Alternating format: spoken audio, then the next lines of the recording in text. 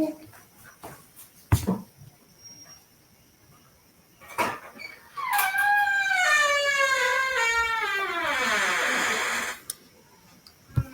kálẹ́ ní gbogbo ibikíbi tí ẹ ti ní àǹfààní láti mọ̀ gbọ́ wa. Mo kí wa káàbọ̀ sí orí ètò ọlọ́sẹ̀ọ̀sẹ̀ wa ìwà ìṣirò, ibi tí a ti ń ṣàlàyé ìwé ọ̀jọ̀gbọ́n K. Stroud àti Dexter Booth. Agbára Ọlọ́run bá a máa tẹ̀síwájú níbi tí a bá ẹ̀kọ́ náà dé. Fún àwa tí a bá ń tẹ̀lé wa ká lọ, a parí ìpele ẹlẹ́kàtàlá ìwé yìí. So níbi tí ọ̀jọ̀gbọ́n tí wọ́n ti ń ṣàlàyé sequence, a ṣàlàyé àwọn ọlọ́kọ̀ ọ̀jọ̀kan tí sequence tó túmọ̀ sí. Amẹ́nulé series bákan náà, a ṣàlàyé bá a ṣe lè mọ̀ wá àwọn ìtàfimọ́ wò bóyá sequence kan ó converge àbí kò converge. Amẹ́nulé àwọn series ọlọ́kan ọ̀jọ̀kan tó jẹ́ agbọ́nrin tá fi lè mọ̀ gbé àwọn function lọ sí power series. Lára wọn ni Maclaurin series àti Taylor series. A parí ẹ̀kọ́ náà pẹ̀lú Lio's-Petrus rule àti bá ṣe lè mọ̀ lo àwọn ọgbọ́n tó dópin nínú àwọn series yìí o láti fi lè mọ̀ ṣe kíni o láti fi lè mọ̀ wá limit function kan. Lágbọ́lọ́n bá mọ̀ tẹ̀síwájú níbi tí lórí ẹ̀kọ́ tó kàn ní ọ̀sẹ̀ tó ní. Ẹ rí pé àwa tí a bá ń bá wa ká lọ, ẹ rí pé ẹ̀kọ́ kẹtàlá òun ló yẹ ká ṣe lórí curve àti curve fitting. Bẹ̀tẹ̀ bá ṣàkíyèsí, ẹ rí pé àwọn ẹ̀kọ́ bẹ̀rẹ̀ nínú apá kẹtàlá yìí òun ló jẹ́ ń ta ti ṣe sẹ́yìn. Bóyá bá ṣe lè mọ̀ iye àwọn linear graph ní o, quadratic curve ní o, àti àwọn asymptotes bákan náà, ẹ rí pé a ti ṣe wọ́n sẹ́yìn. So tiye, ṣùgbọ́n ìpele ìparí tó wà nínú ìwé yìí, bóyá bá ṣe lè mọ̀ wá correlation tó wà láàrin function méjì tàbí regression ni. So yóò wà kọ́ pé a fi eléyìí sí ìpele ìparí ìwé yìí níbi tí ọ̀jọ̀gbọ́n ti ń sọ̀rọ̀ statistics, so that ká fi lè kó wọn papọ̀. So fún di eléyìí, màá bẹ̀rẹ̀ pẹ̀lú apá kẹrìnlá ní partial differentiation. Partial differentiation. Ẹgbẹ́ tí a bá ṣàkíyèsí,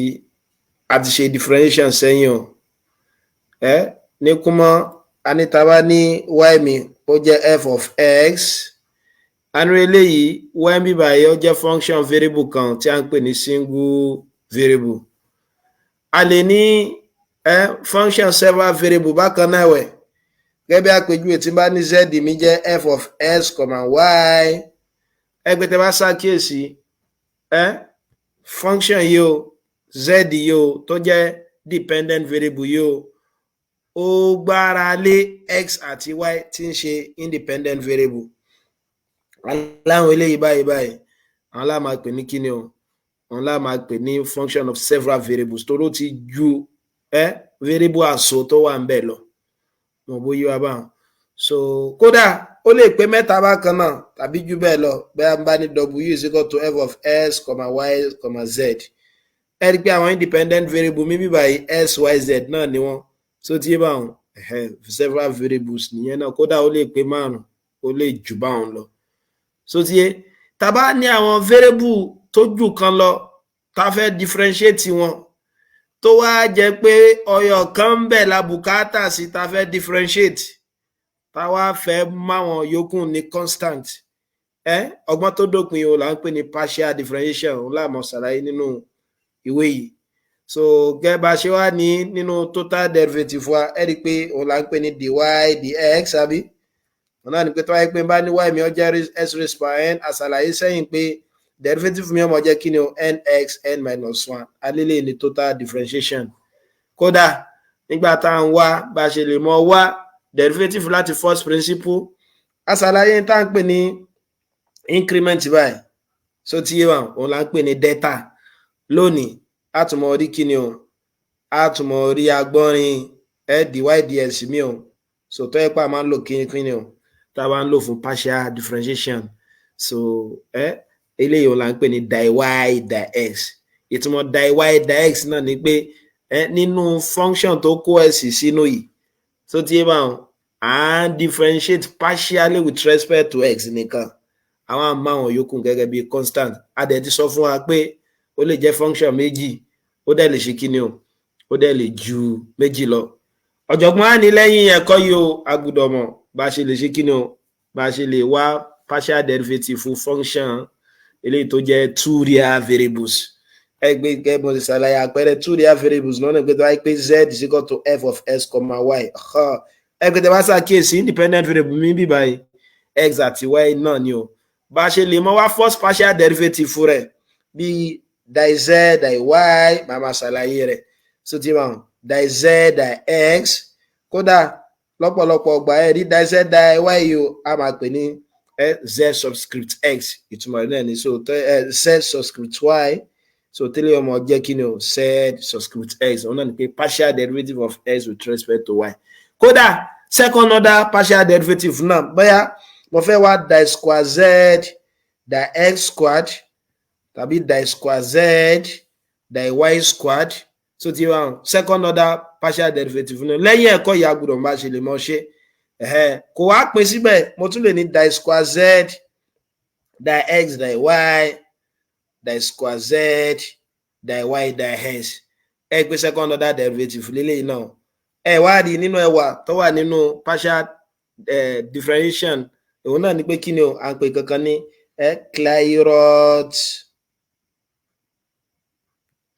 Clairaut theorem ẹ rí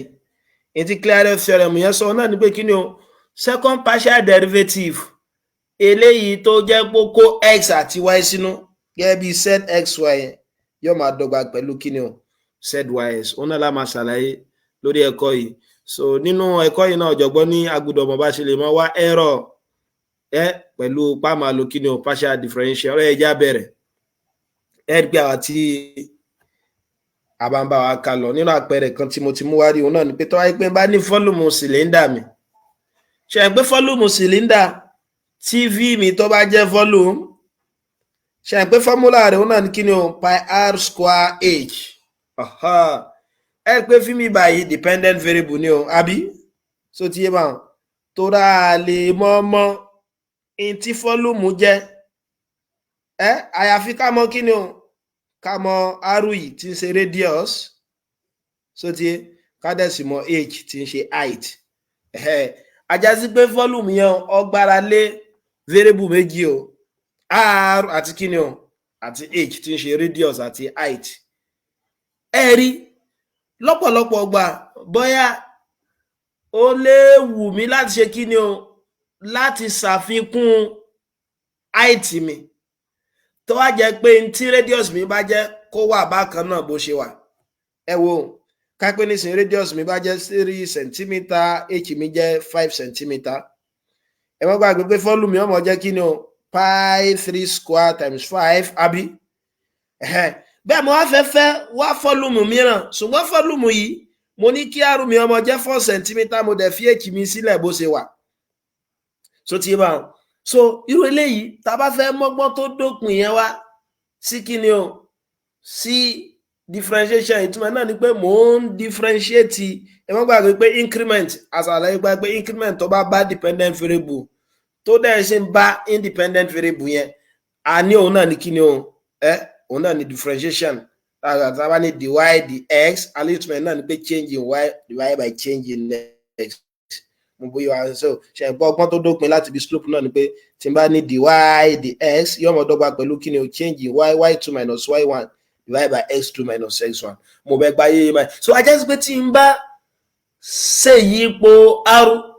tí mo á gbé h mi gẹ́gẹ́ bí constant ṣe pé derivative náà ni tàbí káyé pé mo ṣe kí ni o mo change tàbí àlékún bá height mo á mú r gẹ́gẹ́ bí constant ajá sí pé tí mo ń ṣe lẹ́yìn ni pé mo ń differentiate volume yẹn with respect to kí ni o h tí ń ṣe independent variable mi bí báyìí ṣùgbọ́n a lè sọ lásán tán bí báyìí torí mo ṣe kí ni o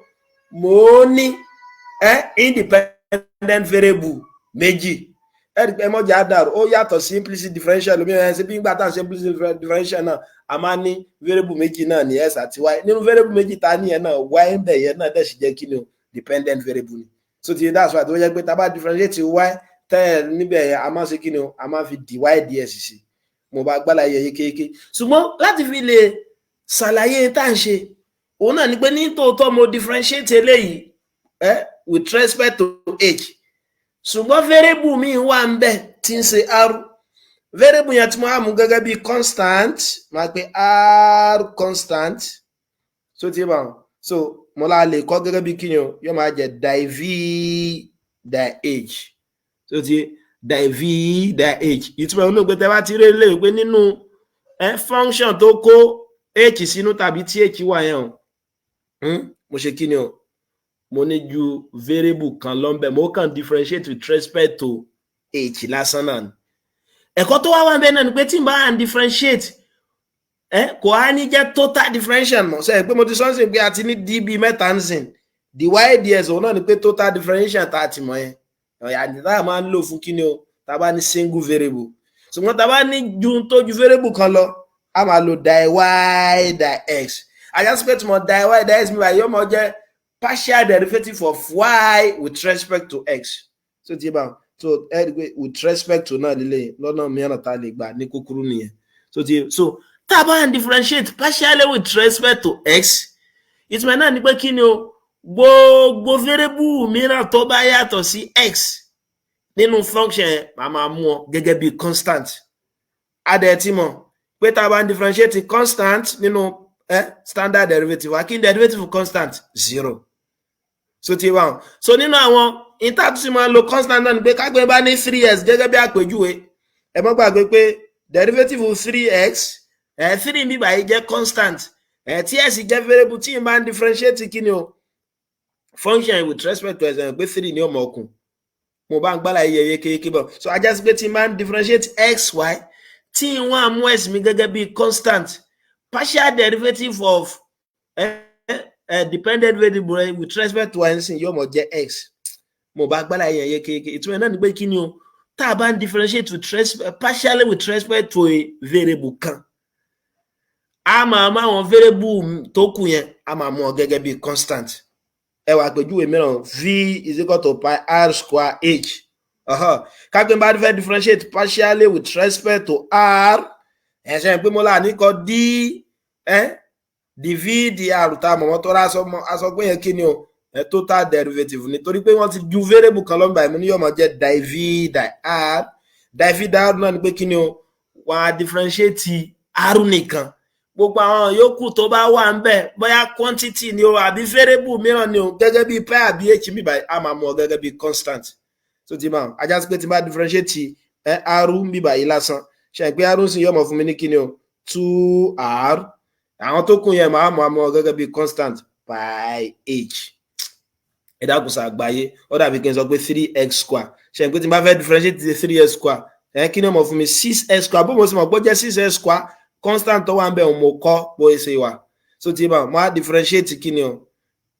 mo differentiate s square tí ń ṣe 2s ẹ rí pé 3 times 2 ló fi fún wa ní 6 mo bẹ gbálà yẹn yékéyéké báyìí ọ̀dà bóun tó bá jẹ́ pé div dy h tí n bá ń differentiate partially with respect to h ṣe pé derivative partially with respect to h náà ni pé kí ni o kí mo differentiate v yẹn kí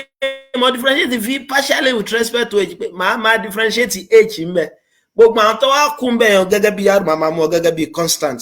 ajá sí pé tí n bá differentiate h lásán sí òyìnbó gbogbo àwọn dàdàngọ́mì yìí gẹ́gẹ́ bí kí ni o constant ni wọn ọ̀yà tẹ́ bá differentiate yẹn kọ́ ajá sí pé ẹ má gbàgbé pé òfin pé constant àti variable kan tẹ́ bá ní constant àti variable kan gẹ́gẹ́ bí cs gẹ́gẹ́ bí àpèjúwe ṣe pé derivative cx with respect to ẹ̀sán pé yóò mọ̀ fún yín ní constant yẹn padà ajá sí pé derivative pi r square h mi báyìí nígbò jẹ́ pé mo mú r gẹ́gẹ́ bí constant ni so ti máa òun máa kún kí ni o pi r square h lásán tó mọ̀ pé derivative h 1 nìyẹn mọ̀ jẹ́ mo bí agbára yẹn yékéyéké báyìí so níta gbà lérò pẹ̀lú partial derivative so tó fi yàtọ̀ náà ni pé tí máa differentiate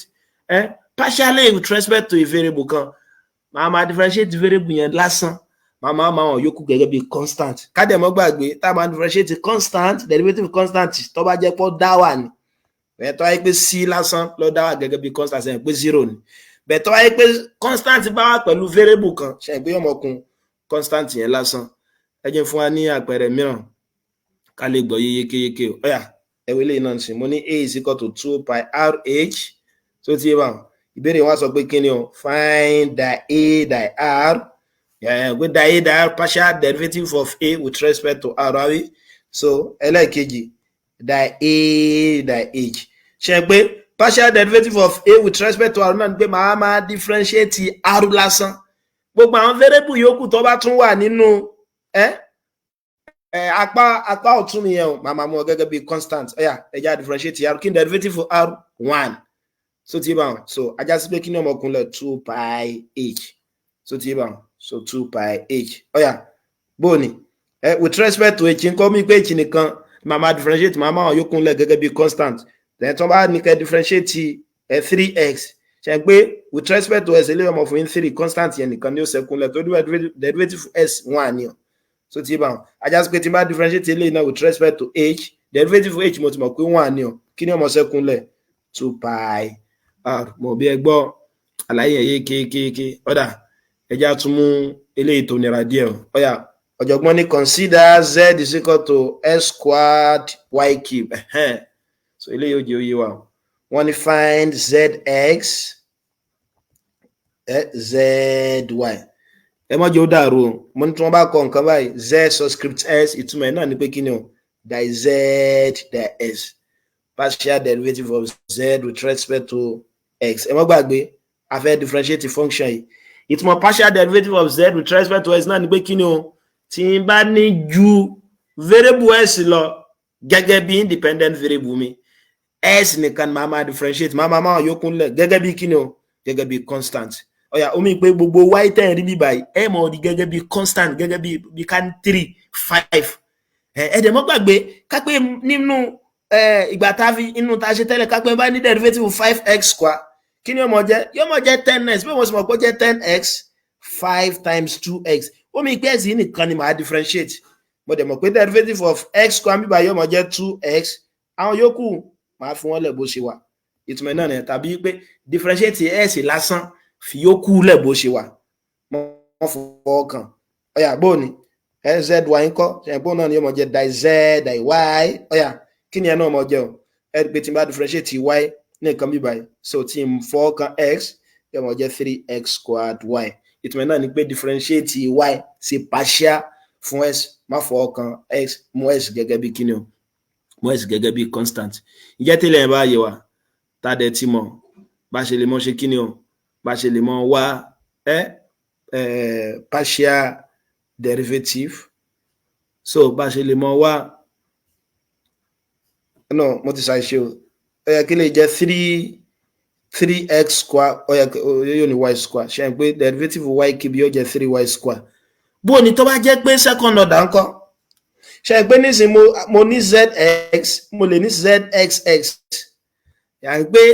variable àbí n ta ti differentiate partially with respect to x yẹn okay tún differentiate yẹ padà partially with respect to x ajá sí pé yẹn ọmọ jẹ́ kí ni o ó dàbí kí mo ní die square z die x squared ṣe pé tùmọ̀ náà ni pé tí n bá ní die z die x tẹ́lẹ̀ tí mo ti differentiate yẹ kí n wá differentiate yẹ partially with respect to x padà ló fún mi ní kí ni o die square z die x squared ó dàbí ká sọ pé bí tó second order derivative mo bóyá mi báwọn so mo tún lè ní zyy náà ni pé kí ni o nínú tí mo ti differentiate with respect to y tẹ́lẹ̀ ya ni die z die y kí n tún differentiate here with respect to y padà so tí ma so yóò máa jẹ́ kí ni o die square z die y squared mo bá gbá láyé yẹ kéèké mo dẹ̀ ṣàlàyé pé a tún ní à ń pè kankan ní Clairaut theorem tàbí ká pè ní Clairaut law òun sọ fún wa pé kí ni o tí máa ní die square z die y die x yóò máa dọ́gba pẹ̀lú kí ni o die square z die s die y yàní pé tó bá yẹ pé bá ní die z die x mi tàbí tí bá ní die z die y so ti ṣe pé eléyìí first order partial derivative with respect to s ni tí bá differentiate eléyìí with respect to y tí mo differentiate tí mo ti differentiate with respect to y tẹ́lẹ̀ tí mo differentiate òun with respect to x so ti bá mama yóò mọ̀ fún mi ní nǹkan náà nínú àwọn ẹwà tó wà ń bẹ nìyẹn yóò mọ̀ yé wa ní ìsìn ọ̀yà ẹwà pẹ́ẹ́rẹ́ mìíràn tí mo fẹ́ fún wa number 1 mo ní u is equal to x squared plus xy plus y squared ìbéèrè wa sọ fún mi pé kí ni o find zx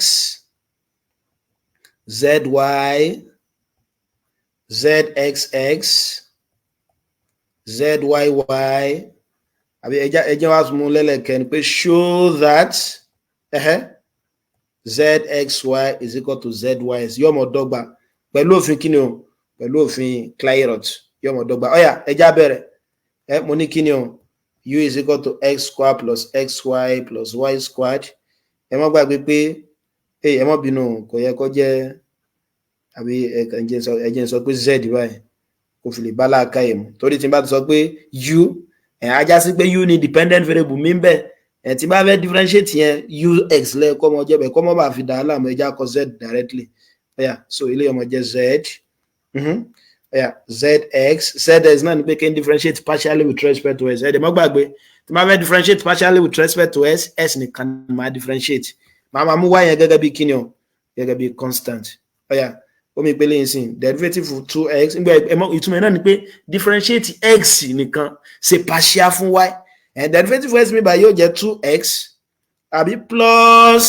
ẹ má gbàgbé s nìkan là ń differentiate o mo mú y gẹ́gẹ́ bí constant ṣe pé tí bá differentiate s lára ẹbí báyìí 1 ni ó fún mi ìtumọ̀ ní pé kí n mọ́ fọ ọkàn y 1 times y yóò mọ̀ fún mi ní y padà mo bá gbọ́lá yẹn yéké tàbí tó bá ń dàrú ṣe pé ó dàbí kí n sọ pé 5x ẹ̀ pé 5 mi báyìí constant ni kí n derivative fún 5x 5 so tí bá so a jẹ́ sí pé tí n bá mú y gẹ́gẹ́ bí constant sìn mo ní xy náà a jẹ́ sí pé ìgbà tí y mi jẹ́ constant yẹn derivative xy náà mọ̀ kún y nìkan so ọgbọ́n kejì ni pé òkè náà kàn differentiate x lásán fi y lẹ̀ bó ṣe wà ọ̀yà then plus kí n derivative y square mọ́ gbàgbé pé s nìkan là ń differentiate y jẹ́ constant ẹ̀dẹ̀ mọ́ gbàgbé pé derivative constant kí ni mo fún wa 0 ajá sí pé zx mi yóò mọ̀ jẹ́ kí ni o 2s plus 2y mo bá gbọ́lá yẹn yé kéèké wọn ọ̀dà kí ni zxs wọ́n ní ká find the zxs náà yà ni pé nínú tí mo ti differentiate with respect to partially with respect to s tẹ́lẹ̀ kí n tún differentiate partially with respect to s padà tá ti differentiate partially with respect to s tẹ́lẹ̀ kí n tún differentiate partially with respect to s padà ọ̀yà tí máa differentiate lè partially with respect to s derivative of 2s yóò fún mi ní 2 ẹ má gbàgbé pé y derivative y constant ni yóò jẹ́ kí ni o yóò jẹ́ 0 báwọn mọ̀ bí agbára yẹn yé kéèké bá ọ̀yà ẹja find the zy náà ni pé nínú function yìí kí n differentiate partially with respect to y omi pé x kí láàmú ọmú bẹ́ẹ̀ constant ni o ajá sí pé bí báyìí derivative of s square yóò mọ̀ fún mi ní 0 so yà bó ṣe jẹ́ 0 torí x mi báyìí mo mú gẹ́gẹ́ bí kíni o mú gẹ́gẹ́ bí constant ni o then plus x so yẹ wá bí lè ṣe jẹ́ x ṣe ń pé x mi báyìí ló jẹ́ constant y ni mo ń differentiate derivative fún y yóò mọ̀ fún mi ní 1 mo dẹ̀ láàmú fi s lẹ̀ bó ṣe wà torí constant ni yóò mọ̀ kó s then yóò mọ̀ jẹ́ plus 2y mo bó yẹ wá bá láti bẹ̀ gan lọ kó là mo lè y zyy náà ni pé kí n tí mo ti differentiate with respect to y tẹ́lẹ̀ kí n differentiate here with respect to y padà ajá sí pé s mi báyìí kí ni ọmọ jẹ́ 0 ni o torí constant la pè then plus 2 so ajá sí pé zyy náà ọmọ jẹ́ 2 ọ̀yà ẹja wá prove Clairaut law òun náà ni pé màá wá zsy mo dẹ̀ sọ fún wa pé zsyy ìtumọ̀ náà ni pé die s die z die y òun náà ni pé nínú partial derivative of z with respect to y tẹ́lẹ̀ òun rẹ̀ kí n differentiate kí ní bẹ́ẹ̀ o kí n differentiate x ajá sí pé derivative of s ní bí báyìí kí ni ọmọ jẹ́ o yóò mọ̀ fún mi ní 1 2y bí báyìí 0 tí ó yà bó ṣe jẹ́ 0 torí mo ti mọ̀ pé y bí báyìí constant ni mo dẹ̀ mọ̀ pé derivative for constant 0 ni o mo bó yé mi báwọn so zyx ìtumọ̀ náà ni pé nínú tí mo differentiate partially with respect to s tẹ́lẹ̀ ní ìsìn báyìí kí n wá differentiate here partially with respect to y ní tí mo ti differentiate partially with respect to s tẹ́lẹ̀ kí n wá differentiate here partially with respect to y tí n bá differentiate here partially with respect to y kí n máa mú s ọmọ jẹ́ constant derivative of constant 0 derivative of y ó jẹ́ 1 kí lẹ ṣàkíyèsí ẹ pé àwọn méjèèjì dọ́gba o zxy mi ó dọ́gba pẹ̀lú kíni o zys tí ń ṣe Clairaut theorem. So tí bá nínú ẹwà tó wà ńbẹ̀ náà nìyẹn pé tẹ́ bá differentiate partially with respect to y tẹ́lẹ̀ tẹ́ wá differentiate partially with respect to s padà yóò mọ dọ́gba pẹ̀lú tẹ́ ti differentiate partially with respect to s tẹ́lẹ̀ tẹ́ wá differentiate partially with respect to y. Mo bí agbára yẹn yékéyéké ẹ jẹ́ fún wa ní àpẹẹrẹ kan tó lágbára sí o. Ìbéèrè mìíràn rèé o. Ó yá ṣe ń pa àti ẹ tí ṣe eléyìí tó jẹ́ wọ́n bí product tẹ́lẹ̀ ẹ jẹ́ fún wa ní eléyìí báyìí. Bàbí ká tó lọ mo ní z is equal to s cube plus y cube minus 2s square y. Ó yá wọ́n á ní kí n wá zx àti zy kí mọ́ dára mi láàmú àbí ká tiẹ̀ ṣe pé zxx zyy bákan náà. So tiye ṣe pé zx mi bí báyìí òun náà ni pé nínú function yìí o kí n differentiate partially with respect to x kí ni màá máa mú y constant. Ó yá ajá sí pé yóò mọ jẹ́ derivative s cube ń sìn yóò mọ jẹ́ 3x squared derivative y cube yóò mọ jẹ́ kí ni o 0 so yóò bó ṣe jẹ́ 0 tó rà mú y gẹ́gẹ́ bí kí ni o constant then ilé ọmọ jẹ́ minus 4sy so yóò bó ṣe jẹ́ minus 4sy torí y mi báyìí constant náà ni mo ní ẹ mọ́ dára yín láàmú ìtumọ̀ partial derivative pé differentiate s fi y lẹ̀ bó ṣe wà ṣùgbọ́n tó bá yẹ kó bá dá dúró ń gbọ́ pé constant ni yóò mọ jẹ́ òdo. Ó yá kí ni zy ó jẹ́ nsìn ọ̀nà ni pé ká differentiate partially with respect to y kí ni s ọmọ jẹ́ o constant tó bá wà pẹ̀lú y ìmọ̀ fílẹ̀ bó ṣe wà tó bá dá dúró yóò mọ jẹ́ kí ni o yóò mọ jẹ́ òdo ajá sí pé derivative s kì í bá yóò jẹ́ 0 sí yóò bó ṣe jẹ́ 0 torí x àti mo gẹ́gẹ́ bí constant adẹ̀ tí mo pé derivative constant yóò mọ fún wa ní 0 so ilé jẹ́ 0 then plus 3y squared so tí bá minus 2x squared ajá sí pé yóò mọ jẹ́ 3y squared minus 2x squared. Láti bẹ̀ gbọ́dọ̀ mo lè wá zxs pé zxs náà ni pé inú tí mo ti differentiate partially with respect to s tẹ́lẹ̀ kí n tún differentiate partially with respect to s padà màá differentiate partially with respect to s yóò mọ jẹ́ 6x minus 4y so yóò bá ṣe ẹgbẹ́ tó mọ̀ náà ni pé differentiate s lásán bí báyìí fi s sílẹ̀ bó ṣe wà derivative for s 1 kí ni ọmọkùnrin lẹ̀ 4y zyy ńkọ́ òun náà ni pé kí ni o nínú tí mo ti differentiate partially with respect to y tẹ́lẹ̀ kí n tó differentiate partially with respect to y padà yóò mọ jẹ́ 6y bu ilé ọmọ jẹ́ kí ni o yóò mọ jẹ́ 0 nígbà pé mo differentiate partially with respect to s ni nígbà pé mo differentiate partially with respect to s ni. Ó yá ẹ wá pẹ̀rẹ̀ eléyìí náà example 3 z is equal to 2s minus y s plus 3y àbí ó yá a lè lo product rule bákan náà ẹ mọ́ gbàgbé òfin product rule òun náà ní pé tá a bá ti ẹsẹ̀ fẹ́ mọ́ á v du ds plus u dv ds so tí bá wọn ṣe pé product rule náà ní pé tó wáyé pé àjọṣe tó wà láàrin àwọn function méjèèjì tó ń fún wa tó wáyé pé product ni wọn ìtumọ̀ náà ní pé ní Yorùbá differentiate alákọ̀ọ́kọ́ fẹ́lẹ́ẹ̀kejì lẹ̀ bó ṣe wà plus differentiate ẹlẹ́ẹ̀kejì falákọ̀ọ́kọ́ lẹ̀ bó ṣe wà so kápẹ́ bá fẹ́ wá ds mi báyìí èyí tẹ́ ẹ̀kọ́ mọ̀ náà ní pé kí là ń differentiate bí báyìí and differentiate partially with respect to s. Ó mi pé s nìkan la mọ̀ differentiate. Màá ṣe partial fún y. Mo dẹ̀ ṣàlàyé fún wa pé tó ayé pé y bá dá dúró nígbà ó ti di constant derivative rẹ̀ ó mọ̀ jẹ́ 0. Tó bá lẹ̀ mọ́ interval differentiate yẹn a máa fi lẹ̀ bó ṣe wà. Ó yá differentiate alákọ̀ọ́kọ́ kí n derivative 2s minus y with respect to s pé 2 ni ó mọ̀ jẹ́. So yà bó ṣe jẹ́ 2 derivative 2s 2. Derivative y constant ni ó jẹ́ 0 àbí fẹ́lẹ́ẹ̀kejì lẹ̀ bó ṣe wà s plus 3y then plus differentiate ẹlẹ́ẹ̀kejì derivative s mi bá yóò jẹ́ 1 so yóò bó ṣe jẹ́ 1 derivative s 1 ni ó derivative 3y gbọ́ pé constant yóò jẹ́ 0 falákọ̀ọ́kọ́ lẹ̀ bó ṣe wà 2s minus y ẹ̀rí pé kò lè rárá yóò mọ̀ jẹ́ kí ni o 2s plus 6y plus 2s minus y yóò mọ̀ jẹ́ 4s plus 5y sẹ́rí pé kò lè rárá. Ó yá kí ni di z di y nǹkan di z di y òun náà lè o. Ó yá differentiate alákọ̀ọ́kọ́ ẹ má gbàgbé with respect to y lélẹ́yìí s láwọn amú fún constant tẹ́ bá differentiate x in 0 ni o kí ni ọmọ second bí báyìí derivative y minus 1 fẹ́lẹ́ẹ̀kejì lẹ̀ bó ṣe wà s plus 3y plus differentiate ẹlẹ́ẹ̀kejì tẹ́ bá differentiate y bí báyìí náà yóò mọ̀ kú 3 ẹ má gbàgbé pé constant ni s derivative constant yóò mọ̀ fún mi ní 0 fálákọ̀ọ́kọ́ lẹ̀ bó ṣe wà 2s minus y ẹ pé ọmọ fún mi kí ni minus s minus 3y plus 6s minus 3y dáadáa gọ́ mi yìí gẹ́ra wọn so yóò mọ̀ kú kí ni o yóò mọ̀ kú 5s sáà ṣàṣìṣe ẹjẹ́ ń tún un sí ẹ̀yà so ti differentiate alákọ̀ọ́kọ́ minus 1 gbọ́yẹ pé y náà ni fẹ́lẹ̀ kejì lẹ̀ bó ṣe wà then plus differentiate ẹlẹ́kejì 3 fálákọ̀ọ́kọ́ lẹ̀ bó ṣe wà so tá bá open bracket minus multiply so minus 6y lọ́yẹ̀ kọ́ jẹ́ kò gẹ́ra wọn nígbà tí èsì plus minus so minus 6y ẹ dákun ṣe agbó àlàyé yẹn yé kéèké báyẹn ọ̀yà ẹ jẹ́ tún fún wa lélẹ̀ tó jọmọ́ bí quotient rule náà ẹ má gbàgbé pé a máa lo quotient rule tó bá ti jẹ́ pé kí ni o a bá ní àwọn function wà lágbọ́nrin fraction a bá ní àwọn function wà lágbọ́nrin fraction ìbéèrè wa ni find the z the x the z the y bẹ́ẹ̀ ṣe mọ́ differentiate quotient rule náà lẹ́tì mọ́ differentiate ẹ̀ ṣùgbọ́n kankan tẹ́ gbọ́dọ̀ dìmọ́ náà ni pé kí ni o tí n bá differentiate partially with respect to one variable àwọn variable yòókù yẹn máa ṣe kí ni o máa mọ́ gẹ́gẹ́ bí constant ajá sí pé the z the x mi ń sìn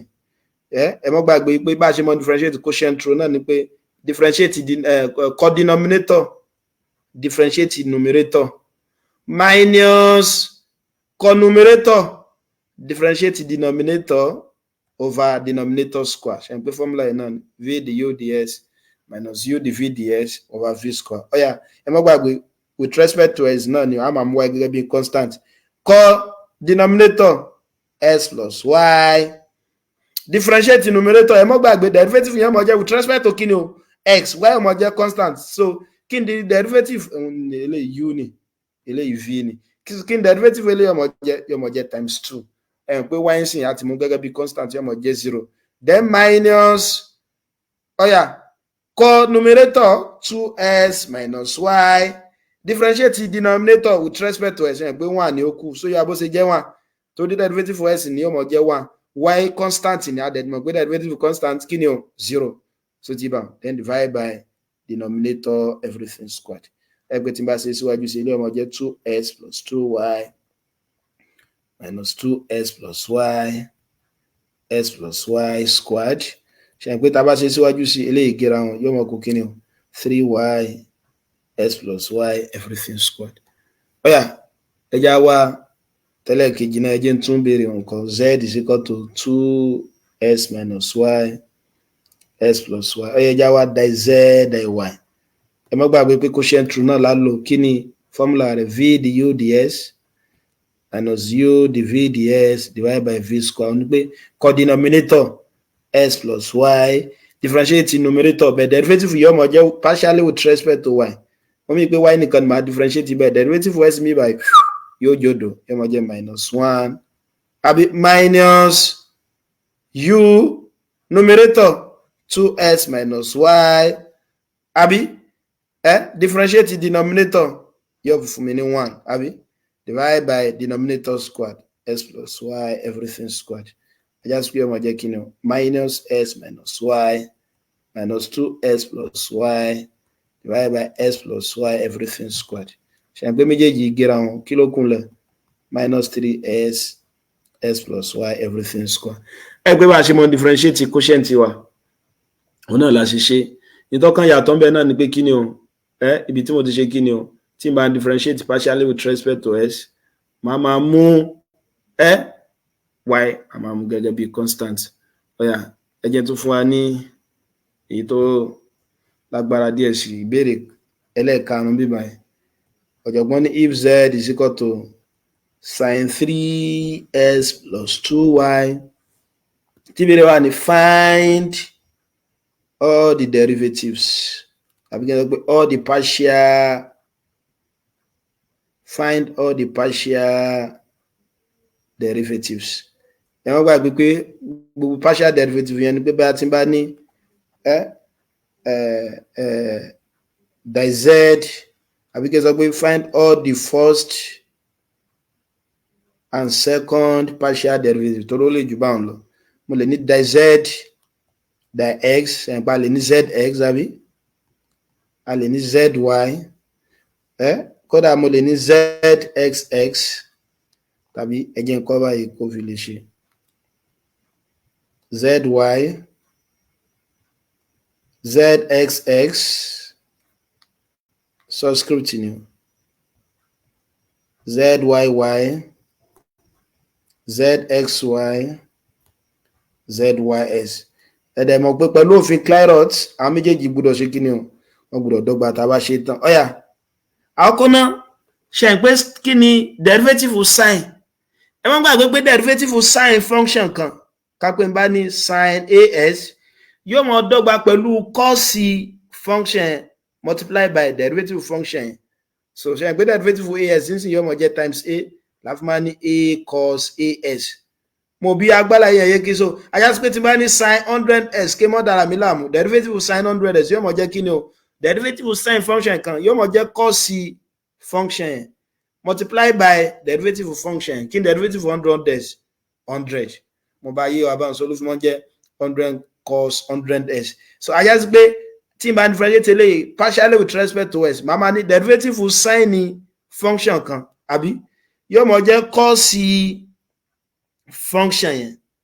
multiply by derivative function yẹn màá differentiate tinú yẹn partially with respect to kíni o x omi pé s nìkan màá differentiate màá máa mú y gẹ́gẹ́ bí constant ajá sí pé yóò kù 3 so yàgò ṣe jẹ́ 3 tó derivative 3x yóò mọ̀ jẹ́ 3 derivative 2y ń gbọ́ pé y jẹ́ constant yóò mọ̀ jẹ́ kíni o yóò mọ̀ jẹ́ 0 ó yá eléyìí ńkọ́ with respect to y èyàn pé y nìkan la differentiate ẹ mọ́ gbàgbé derivative function kan yóò mọ̀ dọ́gba pẹ̀lú kíni o cos function yẹn multiply by derivative function yẹn gangan kí dẹ̀ derivative 3s plus 2y with respect to y yóò mọ̀ jẹ́ 2 tẹ̀ pé s ń bẹ̀ constant ní ọjà ajá sí pé 3s ń bí báyìí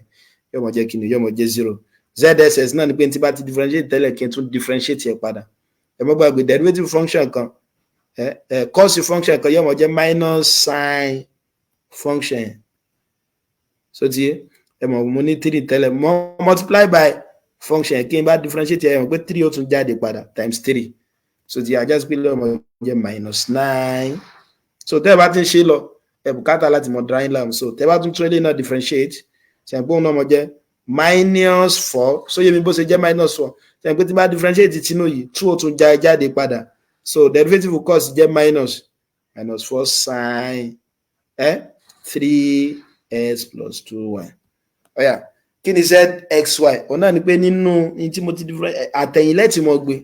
yàní pé nínú tí mo ti differentiate partially with respect to y tẹ́lẹ̀ yàní eléyìí kí wá differentiate partially with respect to x kí ni ọmọ dàbà màá kọ derivative cos function kan yóò mọ̀ jẹ́ minus sin function yẹn plus àbí times derivative function yẹn tí bá differentiate 3s plus 2y partially with respect to x yẹn pé 3 ni ó mọ̀ ṣẹ́kù eléyìí ó di 0 so 3 yẹn tẹ́ bá fi kún 2 tó wà ń ta tẹ́lẹ̀ yóò mọ̀ jẹ́ minus 6 yeah derivative of zyx ńkọ́ ó náà ní pé nínú tí mo ti differentiate mo lẹ́yìn ilẹ̀ tí mo gbé nínú tí mo ti differentiate partially with respect to y tẹ́lẹ̀ with respect to s tẹ́lẹ̀ eléyìí kí n differentiate here partially with respect to y padà ó náà mọ̀ jẹ́ derivative function kan cos function kan yóò mọ̀ jẹ́ minus sin function multiply by tí n bá differentiate eléyìí with respect to y nísìn ṣe pé 2 ó jẹ jáde pọ̀ mọ́ 3 tó wà ń ta tẹ́lẹ̀ yóò mọ̀ jẹ́ minus 6 ẹgbẹ́ tẹ́ bá ṣàkíyèsí méjèèjì ṣe kí ni wọ́n dọ́gba ajásí pé ọba òfin Clairaut ti ṣiṣẹ́ ọba òfin Clairaut ti ṣiṣẹ́ mo bí agbó àlàyé yẹn yékéyéké báyẹn ẹ̀rí pé kò lè rárá ẹ jẹ́ fún wa ní nǹkan nínú àwọn tó fún wa bó ní sáré ṣe léyìí kápín bá ní z is equal to tan 3s plus 4y máa fẹ́ wá zx àti zy kò lè ara ò kí ni zx ní ó jẹ́ mbc ṣe àgbé derivative tan function kan yóò mọ̀ jẹ́ sec square function then multiply by kí ni ọmọ jẹ́ wọn nígbà differentiate relay with respect to s yóò mọ̀ sẹ́kù 3 ńlẹ̀ yóò mọ̀ jẹ́ 3 sec square 3s plus 4y so tí bẹ̀ zy ń sìn kí ló wọ́n mọ̀ jẹ́ kí nígbà yìí pé 4 nìkan y nìkan máa differentiate yóò mọ̀ jẹ́ 4 àbí sec square 3s plus 4y x square 3s plus 4y. Wọ́n bí agbọ́láyé yẹn yékéyéké báyìí. Wọ́n bí agbọ́láyé yẹn yékéyéké. Ọ̀yà ẹ jẹ́ fún wa ní eléyìí kan náà sí. Ẹ wo eléyìí o. Wọ́n ní if z 5s raised by 3 plus 3x squared y plus 4y raised by 3. Ìbéèrè wa ni find die z die x die z die y die square z die x squared die square z die y squared die square z die s die y die square z die y die s. Kò lè ara ẹgbẹ́ méjì yẹ ìparí yìí náà ni pé Clairaut law wọ́n gbọ́dọ̀ dọ́gba. Ìtẹ́fì mọ́ ọmọ ọ̀pẹ́ ṣàṣìṣe wọn náà ni pé tí méjèèjì bá ti jẹ́ ọdọ́gba sọ́yìn tí mo pẹ́ ṣe kí ni o ẹ ṣe àṣìṣe níbẹ̀ nìyẹn. Ọ̀yà kí ló aláwọ̀kọ́ die z die s ẹ̀ pé die z die s wọn náà ni pé kí n differentiate partially with respect to x. Y ọmọ jẹ́ constant ọmọ jẹ́ 15s raised by 2 àbí then plus 6sy. So yóò wá bó ṣe jẹ́ 6sy torí s nìkan ni mo differentiate níbẹ̀. Mo mú y gẹ́gẹ́ bí kíni o mo mú y gẹ́gẹ́ bí constant then plus 0 gbọ́ pé y constant ní ilé ọjẹ́ 0. Ọ̀yà kí ni die z die y ó jẹ́ tiẹ̀ ń sìn o kí n differentiate with respect to y ajá sí pé ilé ọjẹ́ 0 second term tí n bá differentiate with respect to y ṣe àpé constant nìkan ní ọmọ ṣẹ́kù 3x squared then plus 4. So yóò wá báwọn. Then ẹlẹ́ẹ̀kẹta die square z die x square òun náà ni pé nínú tí mo ti differentiate partially with respect to s mi by kí n tó differentiate with respect to s padà ilé ọmọ fún mi ní kíni o 30x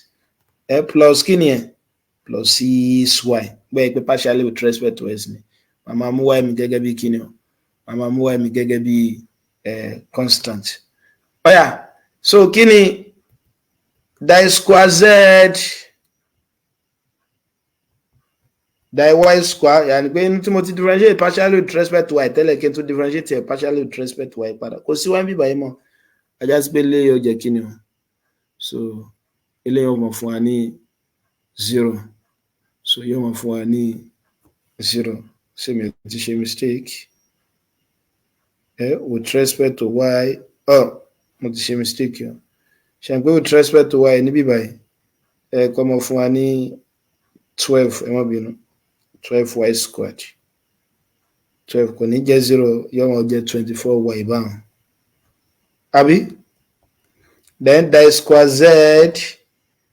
die s die y ìtumọ̀ náà ni pé inú tí mo ti mo lẹ́mọ̀ gbé látẹ̀yìn inú tí mo ti differentiate partially with respect to y tẹ́lẹ̀ ọ̀hún kí n differentiate partially with respect to s níbẹ̀ yóò máa jẹ́ 6s lásán. Ẹlẹ́ẹ̀kẹfà die square z die y die s inú tí mo ti differentiate partially with respect to s tẹ́lẹ̀ kí n lọ differentiate partially with respect to y níbẹ̀ ajá sí pé lè jẹ́ 0 with respect to y mi báyìí lè náà wọ́n jẹ́ kí ni o 6x ẹ pé méjèèjì ṣe kí ni o méjèèjì dọ́gba wọn là ń pè ní Clairaut law. Ẹ tún wà pẹ́ẹ́rẹ́ mìíràn so eléyìí tó fẹ́ yàtọ̀ sí eléyìí tá à ń ṣe wọ́n ní z is equal to wọ́n ní s cos y minus y cos x wọ́n á ní kí n wá gbogbo àwọn partial derivative mẹ́fẹ̀ẹ̀fà yàní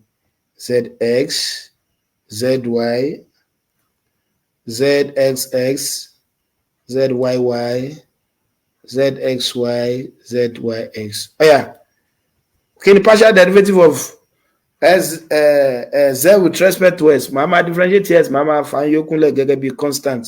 ṣe pé ń bí báyìí kí ni ọmọ ṣẹ́kù cos y àbí jẹ́ pé mo mú gẹ́gẹ́ bí constant ni then plus y sin s so yóò wá bó ṣe jẹ́ plus y sin s nìkan máa differentiate bí báyìí y ti jẹ́ ń fi y lẹ̀ bó ṣe wà mo ní tó bá wà pẹ̀lú x so tí bá wọn ìmọ̀ fi lẹ̀ bó ṣe wà bẹ̀ tó bá dá dúró tí bá ti ń differentiate yóò mọ̀ jẹ́ constant derivative cos bí báyìí minus pẹ̀lú minus tó wà bí báyìí yóò mọ̀ jẹ́ plus sin s. Kí ni zy mi pé mo ń differentiate partially with respect to y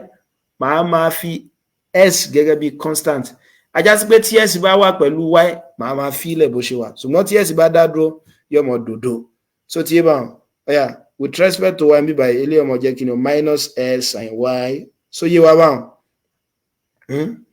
so then minus cos x gbẹ́ pé y nìkan mọ̀ differentiate máa fi s ilẹ̀ bó ṣe wà máa fi s ilẹ̀ bó ṣe wà ṣé agbára èèyàn yékéyéké ọ̀yà kí ni zxs ó jẹ́ òun náà ni pé ní tí mo ti differentiate mo lẹ́yìn mọ̀ gbé látẹ̀yìn ní tí mo ti differentiate partially with respect to s tẹ́lẹ̀ kí n tún lọ differentiate partially with respect to s ń bẹ ajá sí pé derivative of cos y ń bíbá yóò mọ̀ jẹ́ 0 níbi ẹ̀ pé y yẹn mo ti mú gẹ́gẹ́ bí constant then ilé ọmọ jẹ́ plus y cos x so yóò fún wa ní y cos x so yé bá kí ni zy ọmọ jẹ́ ń tiẹ̀ ní tí mo ti gbé látẹ̀yìn ní tí mo ti differentiate partially with respect to y tẹ́lẹ̀ kí n tún lọ differentiate partially with respect to y ń bẹ yóò mọ̀ fún mi ní kí ni minus s cos y àbí plus sin s so ti minus s cos y plus sin s ṣe n sáré ṣe so z y oh ìrọ̀ 0 lọ yẹ kí lè jẹ ṣe pé kò sí y ń bẹ rárá 0 lọ yẹ kó ń jẹ minus cos y ní òkú ẹ gbọ́dọ̀ mọ́ farabalẹ̀ o kí ni zxy ó jẹ́ wọn náà ni pé tí mo ti differentiate partially with respect to y tẹ́lẹ̀ kí wọ́n á differentiate partially with respect to s ní ìsìn ẹja differentiate partially with respect to s yóò máa kó kí ni minus sin y plus sin s minus sin y plus sin s ọ̀yà ẹja wá wo zys bóyá Clairaut law yóò ṣiṣẹ́ ibi tí mo ti differentiate partially with respect to s tẹ́lẹ̀ eléyìí kí wá differentiate partially with respect to y tẹ́lẹ̀ omi pé y nìkan máa differentiate ní ìsìn yóò máa fún ní kí ni minus sin y àbí tí bá tún differentiate eléyìí partially with respect to y ṣe gbé derivative y bí báyìí 1 ní kí ní ọ̀sẹ̀ kúnlẹ̀ sin s plus sin s lẹ́tìrì láìpẹ́ ọba òfin Clairaut law ọba yìí náà ṣiṣẹ́ ẹ̀yẹn tó fún wa ní nǹkan kan sí o wọ́n ní ev is equal to ln x squared plus y squared wọ́n ní prove that the square v the x square plus the square v the y square is equal to 0 kò lè rárá o yà ni pé wọ́n fẹ́ ká wá kí ni o ká wá second order partial derivative fún s àti y second order partial derivative fún s àti y àwa lè wá àfi ká mọ̀ kí ni o àfi ká mọ̀ derivative àwọn arákùnrin ẹ pé function tán fún wa tẹ́ bá gbàgbé nínú standard derivative wa kí n derivative ln x tàbí kí n sọ pé derivative ln nǹkan kan ẹ mọ̀ jẹ́ 1 over nǹkan yẹn láfi sọ pé derivative ln s jẹ́ 1 over x so tí ṣẹ́dẹ̀ mọ̀ pé mi ò lè mọ̀ ayé pé tí bá fẹ́ ṣe léyìí máa kọ́kọ́ wá die square v die s square mi dẹ̀ lè mọ̀ die square v die s square àfi kí n kọ́kọ́ wá die v die s máa tún wá die square v die y square mi dẹ̀ lè mọ̀ die square v die y square àfi kí n wá kí ni o die square die v die y tí bá ti á mọ̀ méjèèjì ẹ̀ máa rò wọn papọ̀ wọn gbọ́dọ̀ fún mi ní 0 ó yẹ já dán o ó yá ẹ jẹ́ kọ́kọ́ wá die v die x ẹni mọ́ gbàgbé pé derivative ln nǹkan kan yóò mọ̀ jẹ́ 1 over nǹkan yẹn then multiply by derivative nǹkan yẹn kí wọ́n derivative x square plus y square with respect to s and x nìkan máa differentiate lásán yóò mọ̀ jẹ́ 2s ó fún wa ní 2s s square plus y square bẹ́ẹ̀ yẹn nìkan kọ́ mo ti fẹ́ dómú gbọ́dọ̀ fún wa die square v die s square yàní pé kí n tún differentiate ẹ̀ padà with respect to s ẹni mọ́ gbàgbé pé máa lo quotient rule bí báyìí denominator mi o s square plus v square multiply by derivative tòkè 2 ni o minus numerator 2s derivative tìsàlẹ̀ kí ni derivative tìsàlẹ̀ bí báyìí ó ní òtún mọ̀ jẹ́ 2s torí y derivative tòun yóò jẹ́ 0 torí constant mọ̀ mọ̀ divided by s square plus y square everything squared ṣe pé tá a bá ṣe síwájú sí yóò mọ̀ jẹ́ kí ni o 2s squared plus 2y squared minus 4x squared ṣe pé tí n bá ṣe síwájú sí ilé ọmọ jẹ́ kí ni o minus 2x squared plus 2y squared divided by s squared plus y squared everything squared ìyẹn ni kí ni o the square v the x squared ó yá jẹ́ wá tí the square v the y squared náà ẹ má gbàgbé kí ni di v di y mi ó jẹ́ òun náà ni pé kí ni derivative eléyìí mo wà pé derivative lane function kan yóò máa jẹ́ 1 over function yẹn multiply by derivative function yẹn tí bá differentiate x square plus y square partially with respect to y ńkọ́ ṣe n pé tí ọmọ sẹ́kù náà ní kí ni o 2y yóò máa jẹ́ 2y divided by x square plus y square àti bá differentiate ẹlẹ́lẹ́kejì padà di square v di y squared ṣe n pé quotient lòun náà v that is denominator kí n differentiate it tòkè derivative with respect to y yóò fún mi ní 2 àbí minus numerator kí n differentiate it ìsàlẹ̀ yóò fún mi ní 2y divided by x square plus y square everything squared so ẹ rí pé tẹ́ bá ṣàkíyèsí rẹ̀ nísìnyí yóò máa jẹ́ 2x squared plus 2y squared minus 4y squared x squared plus y squared everything squared so yóò máa jẹ́ kí ni o 2x squared minus 2y squared x squared plus y squared divided by x squared plus y squared divided by x squared so ẹ rí pé tí bá ṣàkíyèsí rẹ̀ dáadáa ní ìsìn ṣe pé tá bá ṣàkíyèsí rẹ̀ ní ìsìn báyìí kí ni màá máa ní o pé tí ìbéèrè ní ká sí gan tẹ́lẹ̀ ní pé kí n sọ pé di square v di x square kí n rò papọ̀ mọ́ di square v di y square ó gbọ́dọ̀ fún mi ní 0 ẹ̀dẹ̀ mọ́ bá pípé di square v di y square lélẹ́yìí kí ni di square v di x square mi ṣe pé di square v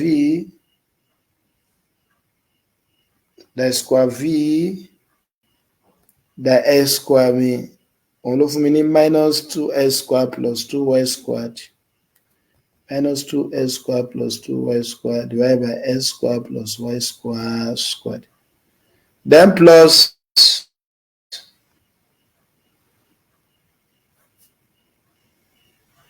kí ni di square v di y square òun náà ni 2x square minus 2y squared divided by x square plus y squared everything squared ṣe pé tí n bá wá s yẹn mi sí yóò jẹ́ x square plus y square squared ilé wọn kù minus 2x squared so tí yé mọ̀ so yóò wọn kù minus 2x squared plus 2y squared plus 2x square minus 2y squared ẹ pé ilé àtìlẹ́ wọn gẹ̀ra wọn ilé àtìlẹ́ náà gẹ̀ra wọn kí ló kù numerator 0 divided by x square plus y squared everything square ilé náà mọ̀ jẹ́ 0 ṣùgbọ́n ẹ gbọ́dọ̀ parí rẹ̀ dáadáa so tí wọ́n bá ní ká proof kankan nínú 0 and hence tó lóun náà ẹ gbà má kí n bẹ̀ so hence the square v the x squared plus the square v the y squared is equal to 0 so is equal to 0 ṣe agbára yẹn yékéyéké báyìí ṣe agbára yẹn yékéyéké báyìí ẹ jẹ́ fún wa ní àpẹẹrẹ mìíràn so kí ó tó di pé a kàdí ètò yẹn náà lẹ́ lálẹ́ yìí ká fi mọ̀ tẹ̀síwájú lọ́sẹ̀ tó ń bọ̀ ẹ wo àpẹẹrẹ yìí o wọ́n ní if z is equal to ln e raised power x plus e raised power y show that ẹ pé 0 ó dùn the x plus the y is equal to 1 kò lè rárá ọ̀yà mo ní z mi jẹ́ ln e raised power x plus e raised power y ìyá ni pé mo gbọ́dọ̀ wá di z di y kí n wá di z di x kí n wá ro méjèèjì papọ̀ tí n bá ro méjèèjì papọ̀ yóò mọ̀ fún mi ní 1 àbí ọ̀yà kí ni di z di x derivative ln ní function kan yóò mọ̀ jẹ́ 1 over function times derivative function ṣe pé tí n bá differentiate with respect to x yóò mọ̀ kó e raised power x ajá sí pé yóò mọ̀ jẹ́ e raised power x divided by e raised power x plus e raised power y kí ni di z di y ó mọ̀ jẹ́ derivative ln function kan 1 over e raised power x plus e raised power y times òun náà mọ̀ ṣẹ́kù kí ni e raised power y so e raised power y divided by e raised power x plus e raised power y ṣe pé tí n bá ro méjèèjì papọ̀ tí wọ́n ní kí n wá náà ni pé di z di x plus di z di y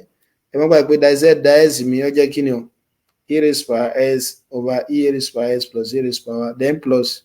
e raised power y e raised power s plus e raised power y. Tí n bá y sí ẹ̀ àwọn méjèèjì yóò máa jẹ́ e raised power s plus e raised power y e raised power s plus e raised power y. Ẹ̀gbọ́n gẹ̀rẹ́ àwọn kí ló kún bẹ́ẹ̀ 1.